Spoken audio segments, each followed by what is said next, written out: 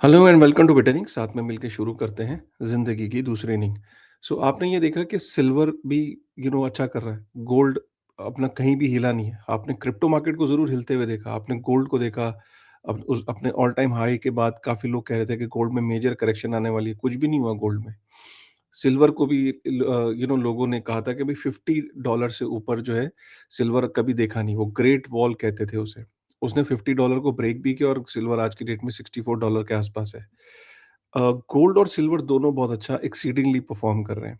उसकी वजह क्या है? एक तो आपको मोटा-मोटा तो पता है, लेकिन मैं थोड़ा-सा और उसके अंदर आज एक पर्सपेक्टिव दूँगा कि जियोपॉलिटिकल सिनेरियो में फिर से कोलंबिया, वेनेजुएला, साउथ अमेरिका में क्या हो रहा है? अ, अमेरिका की चाल क्या है? अमेरिका वेनेजुएला और साउथ अमेरिका में क्यों छेड़ रहा है इन देशों को? मेक्सिको से उसकी ऑलरेडी रिलेशनशिप कोई खास नहीं है। चाइना क्या इसका फ़ायदा उठा रहा है? रशिया क्या इसमें कूदेगा? क्या ये सिनेरियो बन रहा है? तेल की कितनी लड़ाई है? ये सारे सिनेरियो बनते हुए दिख रहे हैं। प्लस जो ये रेट कट्स जो हम देख रहे हैं कि क्वांटिटेटिव टाइटनिंग के रेट कट्स, जो रेट हाइक करने का जो एरा था, वो खत्म हो गया। वो एक तरीके से डिक्लेयर कर दिया अमेरिका ने। और रेट कट्स की बात अब हो रही है, ठीक है? तो रेट कट्स आपका दिसंबर में, फिर जनवरी में, फरवरी में क्या रेट कट्स होंगे? अमेरिका ने टी जो फेडरल रिज़र्व है, उसने टी बिल्स को बाय बैक करने की अनाउंसमेंट करी कि वो क्या चीज़ है? मतलब कि $40 बिलियन के ट्रेज़री बिल्स को बाय बैक करने का मतलब क्या होता है? इसका क्या मतलब यही होता है कि मनी प्रिंटिंग हैज़ स्टार्टेड, या अब फेडरल रिज़र्व ने मन बना लिया कि they are going to print money. And इस लिक्विडिटी का एक्चुअली में ओवरऑल मार्केट पे इम्पैक्ट क्या होता है? और ये भी हम समझने की कोशिश करेंगे, जो गोल्ड है और सिल्वर है, ये जब अपना हाई बनाते हैं तो क्या बिटकॉइन वाकई में फॉलो करता है ये चीज़?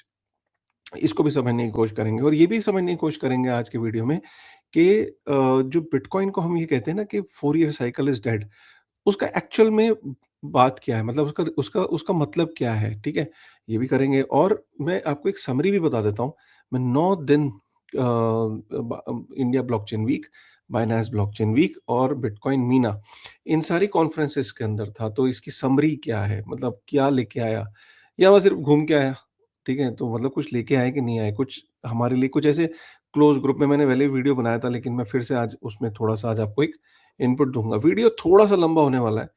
कुछ दिनों बाद बना रहा हूँ तो ऑब्वियसली थोड़ा आप एक्सपेक्ट कर सकते हो। बट बने रहिए, इंटरेस्टिंग है, मज़ा आने वाला है आपको, ठीक है? और इंडिया की भी कुछ अपडेट्स हैं, ठीक है? तो ये भी बड़ा इंटरेस्टिंग है, ठीक है? तो शुरू करें? इजाज़त है?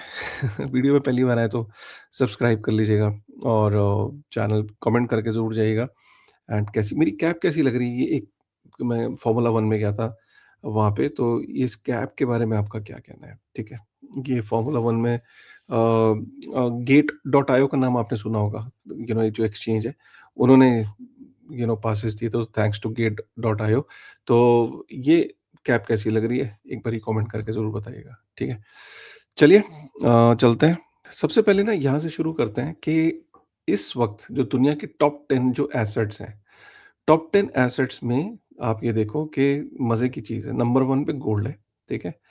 30 ट्रिलियन का मार्केट कैप है। नंबर 2 पे नंबर 5 पे सिल्वर है, 3.64 ट्रिलियन। और नंबर 9 पे बिटकॉइन है, 1.84 ट्रिलियन। ये क्या दर्शाता है कि टॉप 10 एसेट्स के अंदर अ, 3 वो एसेट हैं जिसमें से 2 जो है वो नेचुरल एसेट्स हैं। Natural assets in the sense कि किसी आदमी ने नहीं बनाई है एसेट, ठीक है? It has been created by the almighty. तो गोल्ड और सिल्वर तो ये तो नेचुरल एसेट्स हैं, ठीक है? और आपका बिटकॉइन जो है वो मैन मेड एसेट है। तो एक तरीके से ये है कि ये तीनों डोमिनेट कर रही हैं और तीनों का डोमिनेशन का मतलब क्या है कि नंबर 1, नंबर 5, नंबर 9 पे टॉप 10 में ये 3 एसेट का खासियत ये है कि तीनों की तीनों एसेट जो हैं वो एक स्केर्स है जो कि बिटकॉइन, और गोल्ड और सिल्वर रेयर है। तीनों में एक चीज़ कॉमन है, वो है माइनिंग। तीनों में एक चीज़ कॉमन है कि इनका इन्फ्लेशन रेट जो है वो बड़ा प्रेडिक्टेबल है। इन्फ्लेशन रेट इनकी सप्लाई प्रेडिक्टेबल है। चौथी चीज़ मतलब कि सबसे इम्पोर्टेंट ये कि इनकी ना डिमांड के हिसाब से सप्लाई नहीं बढ़ाई जा सकती। ये नहीं है कि अभी डिमांड बढ़ी तो चलो धक्के से सप्लाई बढ़ा दो, ऐसा नहीं हो सकता। तो ये बड़ा इम्पोर्टेंट है, ठीक है? यहाँ पे रॉबर्ट कियोसाकी की किताब सबने पढ़ी है। इन्होंने बोला है कि the good news, gold and silver, God's money and bitcoin and ethereum, people's money, they are all going up in value as the fake fiat monetary system is collapsing. तो इन्होंने बोला कि गोल्ड एंड सिल्वर बढ़ रहे हैं, कि gold and silver god की money है, and bitcoin ethereum people's money है, and fiat monetary system is collapsing. तो इसलिए ये चीजें पड़ रही है। सिल्वर का आलम ये है कि silver just cross $64 and it is now up 125% इन 2025। और जब जब ये हुआ है तो बेसिकली ये कहने का मतलब है कि हिस्टोरिकल चार्ट ये सजेस्ट करते हैं जब भी सिल्वर टॉप करता है बिटकॉइन जो है वो उसे फॉलो करता है। आप ये देखो कि सिल्वर ने जब जब टॉप किया उसके बाद बिटकॉइन ने भी उसे फॉलो किया कुछ महीनों बाद। इधर सिल्वर ने टॉप किया, कुछ महीनों बाद बिटकॉइन ने टॉप किया, इधर सिल्वर ने टॉप किया, इधर बिटकॉइन ने टॉप किया, सिल्वर ने टॉप किया, बिटकॉइन ने टॉप किया। और अगर अब सिल्वर टॉप करता है तो बिटकॉइन विल फॉलो दैट। तो ये इंपॉर्टेंट है। ये वीडियो का जो थंबनेल आप देख के आए ना, तो ये मैं दिखाना चाहता था। और ये सिर्फ सिल्वर में ही नहीं अप्लाई करता, गोल्ड में भी अप्लाई करता। अगर आप गोल्ड की बात करें तो गोल्ड में भी आप देखो कि गोल्ड अपना ऑल टाइम हाई बनाता है, उसके बाद पैसा बिटकॉइन में फ्लो करता है। ठीक है, जैसे कि आपने गोल्ड ने ऑल टाइम हाई बनाया, गोल्ड ने ऑल टाइम बनाया, पैसा बिटकॉइन में फ्लो किया, बिटकॉइन का चार्ट पंप कर गया। गोल्ड ने अपना ऑल टाइम हाई बनाया, उसके बाद गोल्ड में करेक्शन आई, बिटकॉइन का प्राइस पंप कर गया। और इधर भी आप देखो कि गोल्ड ने अपना ऑल टाइम बनाया, ऑल टाइम हाई बनाया, ठीक है? और अगर यहाँ से गोल्ड अपना ऑल टाइम हाई से करेक्शन करता है, तो यहाँ से बिटकॉइन का प्राइस पंप करता है। तो इसलिए लिक्विडिटी हमेशा, हमेशा, हमेशा पहले लिक्विडिटी बढ़ती है, M2 ग्लोबल सप्लाई बढ़ता है, उसके बाद आपका क्या होता है? गोल्ड बढ़ता है, उसके बाद क्या होता है? सिल्वर बढ़ता है, और दोनों के बढ़ने के बाद करेक्शंस आती हैं, मनी फ्लो जो है उसके बाद बिटकॉइन में आखिर में एंटर करता है। तो इस वक़्त गोल्ड अपने और अच्छा कर रहा है। गोल्ड की आलम ये है कि अगर हम इसकी बात करें, गोल्ड के आलम की बात करें, तो यहाँ पे गोल्ड हमेशा एक्सीडिंगली परफॉर्म करता है। जब भी एक्स्ट्राऑर्डिनरी सिनेरियो होता है तो गोल्ड भी एक्स्ट्राऑर्डिनरी बढ़ता है। 2008 में अगर हम इस स्क्रीन को देखें, 2008 में मार्केट क्रैश किया था, गोल्ड ने एक्सीडिंगली अच्छा किया था। 1970s में स्टैगफ्लेशन आई थी, मार्केट क्रैश हुआ था, उसके बाद गोल्ड ने अच्छा परफॉर्म किया था। यहाँ पे भी गोल्ड जो है 2025 में भी एक्सीडिंगली अच्छा कर रहा है, क्योंकि यूएस का जो डेट क्राइसिस है, 38-39 ट्रिलियन यूएस डॉलर पे डेट पहुंच चुका है। तो वो ये सजेस्ट करता है कि gold is exceedingly doing well. ठीक है, तो गोल्ड जितना एक्स्ट्राऑर्डिनरी सिनेरियो होगा उतना अच्छा गोल्ड परफॉर्म करता है। ठीक है, यहाँ तक कि गोल्डमैन सैक्स जो है उसने $4900 का प्राइस फोरकास्ट किया है, $4900 पर आउंस फॉर गोल्ड। ये गोल्डमैन सैक्स ने वो किया है। अ, उसके बाद ये कि एक और सिग्नल ये है कि क्यों गोल्ड और सिल्वर अच्छा कर रहे हैं और they are doing well. Liquidity बढ़ रही है मार्केट में। फेडरल रिजर्व ने पहली बार ये इशारा किया है कि 40 बिलियन यूएस डॉलर के जो है टी बिल जो है वो परचेज करेंगे। बेसिकली क्या है कि इसको मैं थोड़ा-सा इज़िली एक्सप्लेन कर दूँ कि मार्केट के अंदर जब लिक्विडिटी ड्राई अप होती है, जैसे एक स्विमिंग पूल के अंदर सब लोग हैं, फेडरल रिजर्व है, बैंक्स हैं, फाइनेंशियल इंस्टीट्यूशंस हैं, वो तैर रहे थे और स्विमिंग पूल में पानी था। अब स्विमिंग पूल की जो मैनेजमेंट का जो कंट्रोल है, वो फेडरल रिजर्व के पास है। जब तक पानी स्विमिंग पूल में है, तब तक सब तैर रहे हैं। जैसे ही पानी कम होने लगता है, तो फेडरल रिजर्व कहता है, यार पानी कम हो रहा है, तो इसमें पानी भरते हैं। ये फेडरल रिजर्व की ज़िम्मेदारी होती है। तो इसका मतलब क्या है, पानी मतलब लिक्विडिटी कम हो रही है, मतलब जो बैंक्स हैं उनको ऑपरेट करने में दिक्कत हो रही है। जो इंटरेस्ट रेट्स हैं वो ड्राइव नहीं हो पा रहे हैं, तो फेडरल रिजर्व ने बोला कोई बात नहीं, आई एम द बॉस, मैं पानी भर देता हूँ। तो पाइप निकालता है, पानी भर देता है, उसको कहीं से क्रिएट नहीं करना पड़ रहा। तो सिमिलरली वो पैसा मनी मार्केट के अंदर फेंक रहा है, क्योंकि उसको बैंक्स के स्मूथ और इंटरेस्ट रेट्स ना बढ़े, इंटरेस्ट रेट्स को गवर्न करने के लिए वो पानी भर रहा है, बेसिकली मनी को पंप कर रहा है। तो 40 बिलियन यूएस डॉलर के ट्रेजरी बिल बाय करना is giving a signal to the market कि अब फेडरल रिजर्व जो है वो क्वांटिटेटिव टाइटनिंग को बंद कर चुकी है। अब रेट हाइक्स नहीं होंगे, रेट कट्स होंगे, रेट कट्स के लिए दे आर ओके।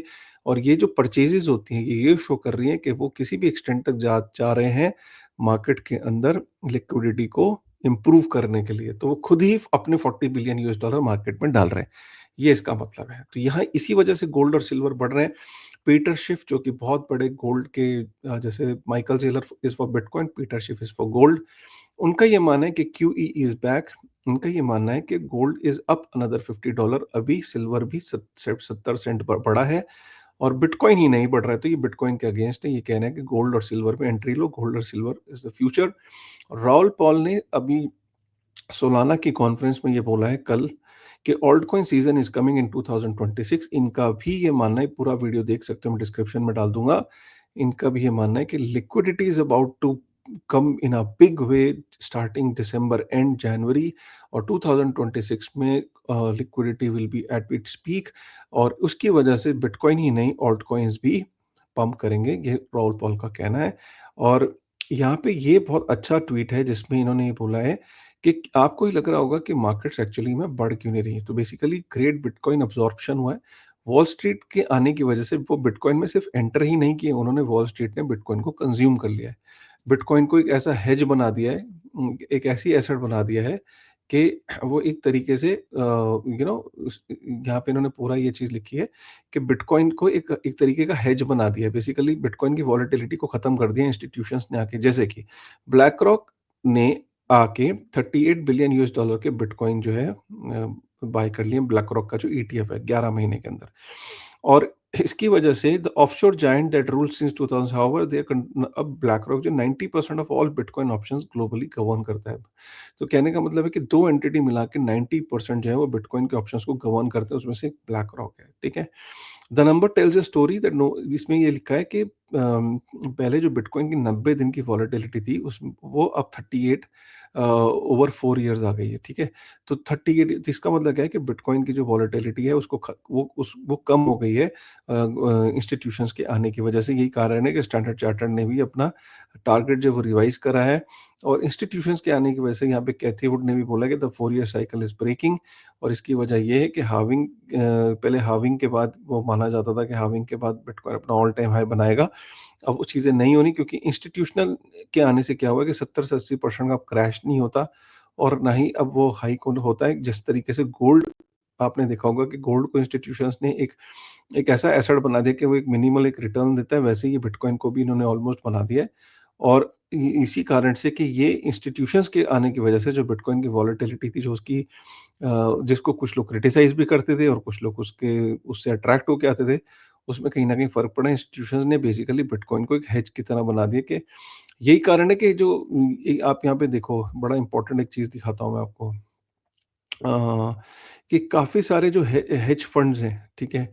वो अब बिटकॉइन के अंदर काफ़ी एंटर किए हैं पिछले कुछ टाइम में।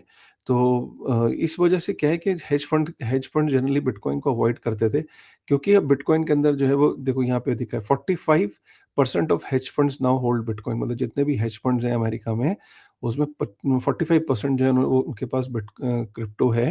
ये 47% का इंक्रीज़ है, ठीक है? तो इसका मतलब क्या है कि ज़्यादा फ हेज फंड्स भी अब इसको एक ऐसा एसेट देख रहे हैं कि इसमें बहुत ज़्यादा वॉलेटिलिटी नहीं है, तो इसलिए वो इसको हेज मान रहे हैं। तो which is a good sign. मैं इसमें भी ये बोलूँगा कि बिटकॉइन फिर भी गोल्ड से तो कहीं ज़्यादा रिटर्न देने वाला है। अभी भी अगर आप देखो पिछले, जब से बिटकॉइन एक्जिस्टेंस में आया है, तो अगर हम देखें तो 70 से 80% का रिटर्न दिया 10 सालों में। मैं मानता हूँ कि इंस्टीट्यूशंस के आने की वजह से बिटकॉइन के अंदर वॉलेटिलिटी तो कम होगी, उसके रिटर्न्स पे भी फ़र्क पड़ेगा। बट दैट आल्सो मीन्स कि more and more institutions are coming, bitcoin is going to grow because bitcoin का जो की सप्लाई इज़ लिमिटेड, और उसका जो मार्केट कैप है डेफिनिटली वो यहाँ से बढ़ने ही वाला है।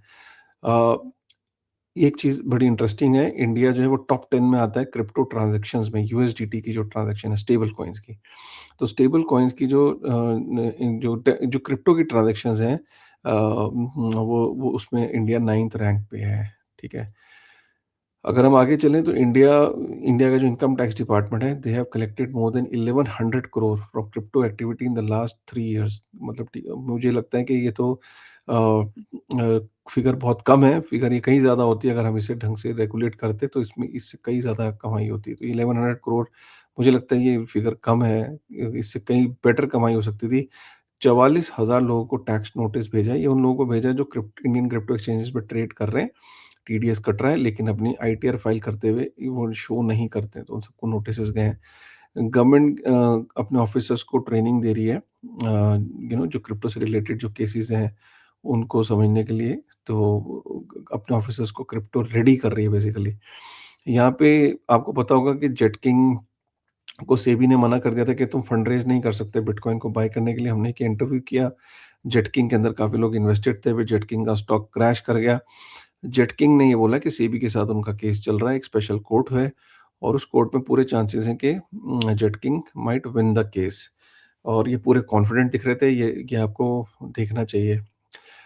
एक और चीज़ जो जियोपॉलिटिकल सिनेरियो जो बन रहा है जिसकी वजह से bitcoin, crypto should do well.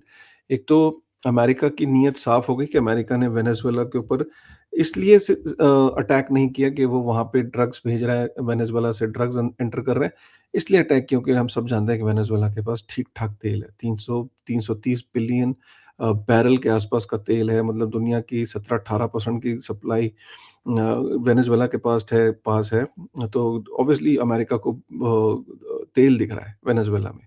तो यही कारण है कि यूएस ने एक के बाद एक जहाज़ जो है वो पकड़ रहा है यूएस जिसके अंदर तेल को वो कैप्चर कर रहा है। तो अमेरिका को कहीं न कहीं तेल में इंटरेस्ट है। ड्रग्स और ये सब तो एक बहाना है जिसको कई न्यूज़ आर्टिकल्स कवर कर रहे हैं, रीज़न्स बता रहे हैं।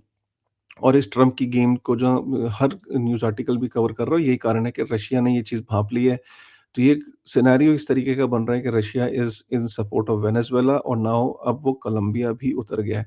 तो अमेरिका कोलंबिया के अगेंस्ट भी हो गया, तो कोलंबिया चाइना की गोदी में जाके बैठ गया, तो कोलंबिया, वेनेजुएला, साउथ अमेरिका के अंदर काफ़ी हलचल हो रही है। I think this could lead to another tension और ये अभी तक लोग इसको प्राइस इन नहीं कर रहे हैं। But this tension can grow because Venezuela, Colombia और चाइना ये सब एक एंटिटी हो सकती है। इधर मेक्सिको भी नाराज़ है और कहीं न कहीं दिस टेंशन कैन एस्केलेट। तो यही कारण है कि ये अनसर्टेनिटी और है इसको भी हेज करने के चक्कर में gold and silver are doing well and इधर से लिक्विडिटी बढ़ रही है, तो यही कारण है कि riskier assets are growing, physical commodities like bitcoin and gold are growing and similarly bitcoin will about to, तो यही कारण है। ये पूरा मैंने यहाँ पे पढ़ा है कोलंबिया का क्या क्या चल रहा है। कोलंबिया के अगेंस्ट भी अब अमेरिका हो गया, 25 साल की दोस्ती थी कोलंबिया से, अब कोलंबिया भी उसका कहीं न कहीं दुश्मन हो गया क्योंकि कोलंबिया के ऊपर उसने टैरिफ लगा दिया, तो कोलंबिया अब चाइना की गोदी में जाके बैठ गया है। ठीक है? और एक बहुत बड़ी बात है यार, ये ना ठीक है, तो मतलब ये बड़ी बात है एनवीडिया। तो जेनसेन हुआंग जो कि एनवीडिया के सीईओ हैं, बड़ी इंपॉर्टेंट बात बोली, बहुत अच्छी बात है, जाते-जाते मैं ये पढ़ रहा हूँ कि the physics of money just change forever. जैसे कि 10,000 सालों से ह्यूमैनिटी को एक इम्पॉसिबल प्रॉब्लम थी, वो था कि एनर्जी को स्टोर नहीं कर सकते थे। एनर्जी सिर्फ ट्रांसपोर्ट होती थी। अ अ एनर्जी को अगर आपने यूज़ नहीं किया, जैसे आपने आग जलाई है, ठीक है? और आपने उस एनर्जी से निकली आग से, अगर आपने उसको स्टोर नहीं किया तो वो ख़त्म हो जाएगी। लेकिन एनर्जी को आप स्टोर कर ही नहीं सकते थे, 10,000 साल से प्रॉब्लम थी। लेकिन जेनसेन हुआंग ने बोला है, जो कि एनवीडिया का, यार एनवीडिया दुनिया की सबसे नंबर 1 कंपनी है यार, मतलब let's give it to him यार। वो उसका सीईओ क्या बोल रहा है? वो बोल रहा है कि 4.5 ट्रिलियन यूएस डॉलर की मेरी कंपनी है, लेकिन मैं आज आपको एक चीज़ बताता हूँ कि बिटकॉइन जो है ना वो क्या कर रहा है कि एक्सेस एनर्जी को स्टोर कर रहा है, ठीक है? और उसे उसको bitcoin is taking excess energy and storing it as a new form called currency. You can take currency wherever you'd like, you took energy from one place to another and transported it everywhere. Basically कह रहा है, पहली बार history में ऐसा हुआ है कि 10,000 सालों में कि एनर्जी से कोई चीज़ प्रोड्यूस हुई, उस चीज़ का नाम है बिटकॉइन, जिसको लोग करेंसी मानते हैं इंटरनेट की। उस करेंसी को अपने वॉलेट में डालो और उसके बाद कहीं पे भी ले जाओ, पहली बार एनर्जी, और वहाँ जाके बेच दो। तो बेसिकली पहली बार एनर्जी से कोई चीज़ प्रोड्यूस हुई, एनर्जी को रिप्रेज़ेंट करती है, उसको पॉकेट में डाल के आप मोबाइल में डाल के कहीं ले जाओ और ले जाके उधर बेच दो। तो पहली बार एनर्जी को आप स्टोर भी कर सकते हो, ट्रांसपोर्ट भी कर सकते हो और उसको वापस से एनर्जी में कन्वर्ट कर सकते हो। वापस से कैसे कर सकते हो कि सपोज़ आपने एनर्जी ली, बिटकॉइन लिया, वहाँ जाके फिएट में कन्वर्ट किया, फिएट में कन्वर्ट करने के बाद आपने जो भी आपने एनर्जी का कोई प्लांट लगाना है या एनर्जी में वापस आपने उसको कन्वर्ट करना है, तो आप उसको कन्वर्ट कर सकते हो। जैसे कि सपोज़ आपको भूख लग रही है, तो भूख लग रही है तो आपको एनर्जी चाहिए, तो आपने बीटीसी से खाना बाय किया और आपने खाना लेके एनर्जी आपको मिल गई। सो बेसिकली ये कन्वर्जन आपने कर ली। तो आप पहले आपका क्या था कि आप एनर्जी को स्टोर नहीं कर पाते थे। बैटरीज़ के अंदर भी अगर आप एनर्जी को स्टोर करते थे फॉर एग्ज़ाम्पल, तो उसकी भी एक लिमिटेड लाइफ़ होती थी। बिटकॉइन की शेल्फ लाइफ परपेचुअल है, मतलब हमेशा के लिए है। अगर आप जब उसको सेल करना चाहो, कन्वर्ट करना चाहो, तो आप उसको कन्वर्ट करके वापस से ट्रांसपोर्ट भी कर सकते हो और कन्वर्ट भी कर सकते हो, ठीक है? तो ये बड़ी बात है यार, बड़ी बात है। ठीक है, तो आपका क्या टेक है भाई इस पे? एक बारी बताइएगा, ठीक। तो ये था यार आज का वीडियो। अगर आपको आज का वीडियो पसंद आया तो एक बारी लाइक करेगा, सब्सक्राइब करेगा, कमेंट करेगा and definitely I will try to be regular going forward, ठीक है? चलिए with this thought, thank you very much.